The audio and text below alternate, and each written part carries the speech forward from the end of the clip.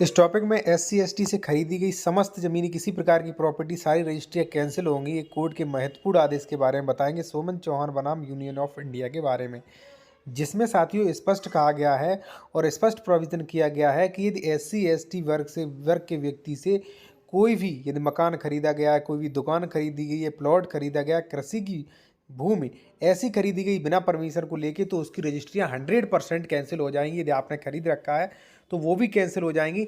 चलिए पहले मैं आपको विधिवत तरीके से नियम दिखाता हूँ सेक्शन 98 का उल्लंघन करने पर, और फिर उसके बाद मैं आपको ये कोर्ट जो ऑर्डर जो है वो भी आपको विधिवत दिखाऊंगा और उसके बारे में पूरा समझाऊंगा। ठीक है, चलिए साथियों टॉपिक शुरू करते हैं। और एक चीज़ मैं आपको बता दूं कि अगर आप कोई भी लीगल एडवाइस लेना चाहते ले सकते, कॉन्टैक्ट नंबर वीडियो की डिस्क्रिप्शन में दिया गया। आते हैं अपने टॉपिक पर। फर्स्ट, धारा 105 के बारे में, सेक्शन 105 के बारे में ये क्या प्रावधान करता है। साथियों ये प्रावधान करता है कि यदि आपने सेक्शन 98 का उल्लंघन किया, सेक्शन 98 क्या, सेक्शन 98 प्रतिबंध लगाता है कि आप किसी भी शेड्यूल कास्ट की यानी कि SC/ST की व्यक्ति की ज़मीन जो है, यदि आप अन्य कास्ट से, जर्नल या OBC से, तो SC/ST की ज़मीन आप नहीं खरीद सकते बिना परमिशन के। ठीक है, ये रेस्ट्रिक्शन लगाए सेक्शन 98 में। और सेक्शन 104 ये कहता है कि यदि आपने ज़मीन खरीद ली तो सारे ट्रांसफ़र जो है वो इलीगल रहेंगे, शून्य रहेंगे। अब सेक्शन 105 क्या कहता है वो विधिवत तरीके से आपके सामने आप समझ लीजिए, मैं आपको विधिवत तरीके से बता रहा हूँ। उसके बाद कोर्ट का आदेश जो है विद प्रूफ के मैं आपको आदेश भी दूंगा। साथियों सबसे पहले बात करते हैं धारा 105। यहाँ पे लिखा है संहिता के उल्लंघन में भूमिदर द्वारा अंतरण का परिणाम। अंतरण यानी कि जो ट्रांसफर किया गया, अंतरण जिसे बेनामा भी कह सकते हैं, कोई भी चीज़ बेनामा वसीयत इनके द्वारा ट्रांसफर की जाती है, तो अंतरण के क्या परिणाम होंगे।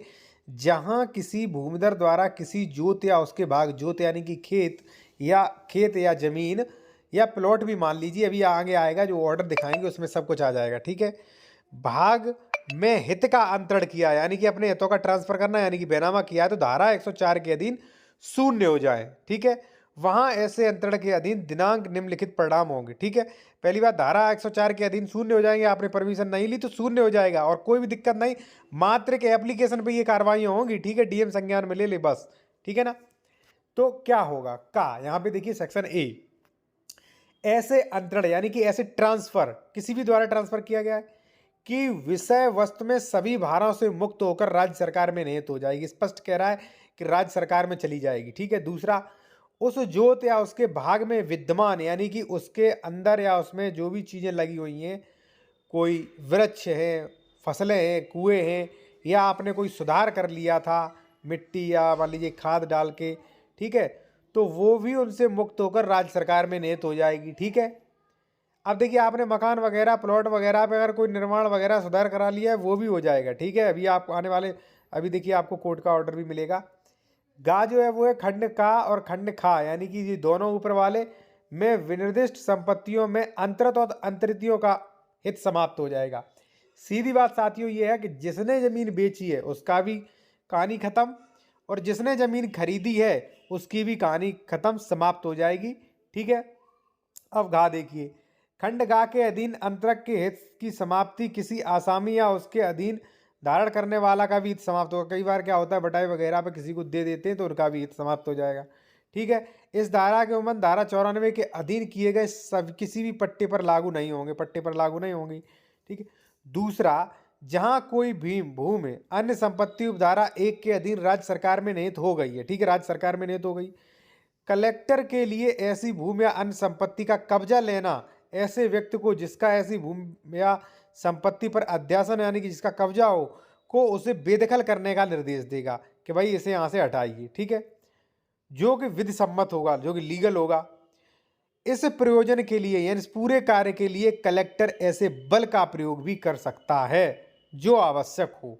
ठीक है, अब मान लीजिए कोई दबंग है या मान लीजिए कोई नहीं हट रहा है तो पुलिस PSC जो भी है लाएगा और वहाँ से उस ज़मीन से भाई साहब खदेड़ देगा, और जो भी भूमि ऐसी है वो राज्य सरकार में निहित हो जाएगी और किसी का भी अधिकार नहीं रहेगा। अब आप सोच रहे होंगे कि भाई मैंने तो प्लॉट लिया है, मैंने तो घर लिया है, मैंने तो दुकानें खरीदी थी। ठीक है, अगर बिना परमिशन के खरीदी थी तो रुकिए, अब ये आदेश देगी। ठीक है, एक चीज़ मैं आपसे फिर कहूँगा कोई अगर आप कोई भी लीगल एडवाइस लेना चाहते हैं ले सकते हैं, कॉन्टैक्ट नंबर वीडियो के डिस्क्रिप्शन में आपको मिल जाएगा, ठीक है। इसके बाद साथियों आता है ये कुछ कोर्ट का ऑर्डर, ठीक है। आप ये देखिए, इसमें लिखा है फुटकर दुकान का दिया जाना, ठीक है। ये मैटर है जिसमें किसी व्यक्ति ने फुटकर दुकान खरीद ली थी बनी हुई, ठीक है। कई बार जो है लोग वहाँ खरीदते भी हैं।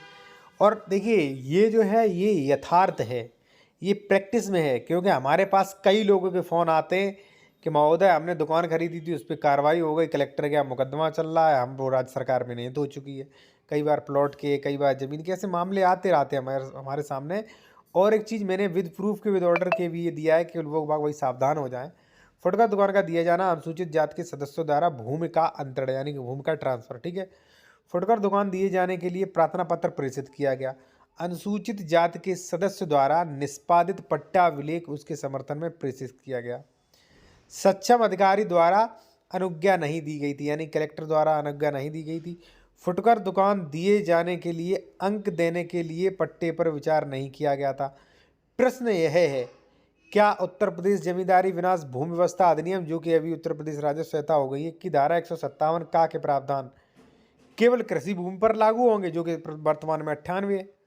तो देखिए इसमें प्रश्न ये उठ रहा है कि इसमें जो रिस्ट्रिक्शन लगाए हैं वो केवल कृषि भूमि पर लागू होंगे, क्वेश्चन मार्क टिक लगाया, ठीक है।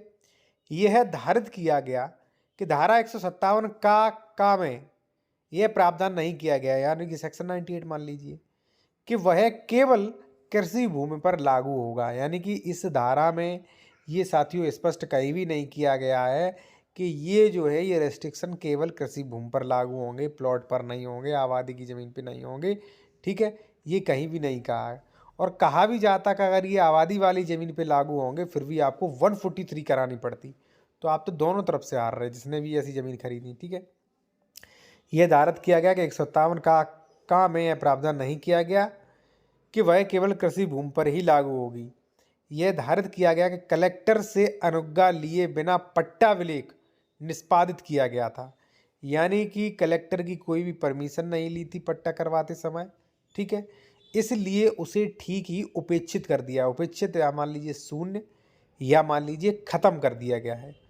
यदि सक्षम प्राधिकारी यानी कि कलेक्टर, एडीएम जो भी हैं, इजाज़त लिए बिना अनुसूचित जाति के सदस्य द्वारा पट्टा अभिलेख निष्पादित किया जाता है तो उसे उपेक्षित किया जा सकता है। उपेक्षित को कह सकते हैं आप नकार देना, शून्य, या उसे एक साइड कर देना, कोई वैल्यू मत नहीं होना, ठीक है, वैल्यू न देना। तो ये चीज़ें होती हैं उपेक्षित की, ठीक है। तो साथियों स्पष्ट ये हो गया कि यदि आप दुकान खरीद रहे हैं, कोई मकान खरीद रहे हैं, कोई प्लॉट खरीद रहे हैं, या भले ही आप कोई कृषि की ज़मीन खरीद सकते हैं, वहाँ पे आप सक्षम अधिकारी से परमिशन नहीं ले रहे। सक्षम अधिकारी कौन? कलेक्टर, ठीक है। कई बार कलेक्टर पावर डेलीगेटेड कर देते हैं एडीएम को। अगर आप इन लोगों से परमिशन साथियों नहीं लेते हैं, ठीक है, जैसा कि सेक्शन 98 कहता है, सेक्शन 98 पे मैंने कई वीडियो बनाए हैं, आप देख सकते हैं साथियों, ठीक है ना। तो सीधी सी बात यह है कि यदि आप ऐसी अवस्था में आप परमिशन नहीं लेते, रजिस्ट्री करा लेते, तो रजिस्ट्री आपकी कभी भी इलीगल हो सकती है, आप वहाँ से कब्जा आपका हटवाया जा सकता है, ठीक है। आप मान लीजिए ले चुके हैं, बहुत दिनों से ले चुके हैं, तो परेशानी हो जाएगी अगर किसी ने कार्रवाई कर दी, डीएम ने संज्ञान में ले लिया और वहाँ पे धारा 104, 105 की कार्रवाई हो गई अगर, जो कि पहले 157A थी, तो आपकी ज़मीन राज्य सरकार में निहित होने से नहीं बचेगी। बिल्कुल क्लियर है, ठीक है साथियों।